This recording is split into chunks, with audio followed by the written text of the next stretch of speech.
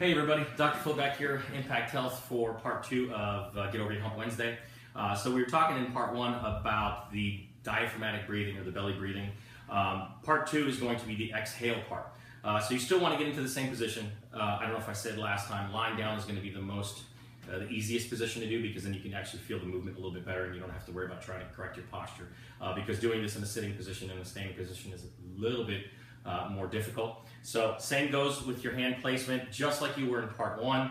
And just to reiterate again, you smell a rose, you blow a candle. So your inhale is going to be in through your nose, exhale through your mouth, like you're trying to blow a candle out. And then to review, chest doesn't move, belly moves. You can give yourself a little pressure, and as you inhale, tummy comes up nice and high. And so as you get better at it, you will be able to push your tummy up higher as your diaphragm gets stronger. So now, part 2, when you exhale, after you get to the top, so Rachel, do ahead and inhale all the way. When you exhale, blow out of your mouth, and you're going to slowly start contracting your tummy all the way down, and you're just going to keep tightening and tightening and tightening and push as much of that air out as you can.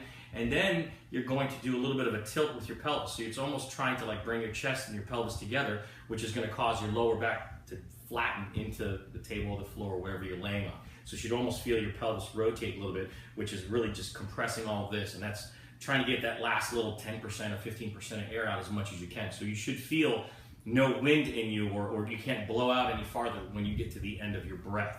So that's really the way you're doing it correctly, is really to that end point. And that's why, again, keeping your hands on yourself, you'll be able to feel the correctness, even if you feel like you're doing it right. So again, you can take your hand off your chest when you feel like the chest doesn't move, but again, until you get really good at it, always keep your cueing points.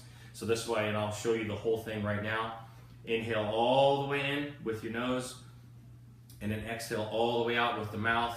You can do the pursed lip breathing all the way out, out, out, out, out, out, out. And then you can go into a little bit of that tilt with your pelvis, and it may be a little bit hard to see in the camera, but you can play with that. If you guys have any questions, email us or call us, and we can go over that again too. So just real quick, last one more go at it is inhale all the way with your tummy coming up nice and high, nice and slow, and then exhaling all the way out, drawing your tummy as far in as you can, getting as much air as you can out, and then really kind of cramping down on it and trying to flatten your back into the table to get that little tilt. And that's really what you're trying to do. So that's going to be full breath from all the way in. You can relax. From all the way into all the way out. You can probably do about 3 or 4 of them. If you do it rightly, it's very tiring. So just a few of them will get you a little bit winded, and that's how you know you're doing it right. If you get into 25, 30 of them, then you're probably not doing it right, because you're not going to get tired. If you guys have any questions, let us know.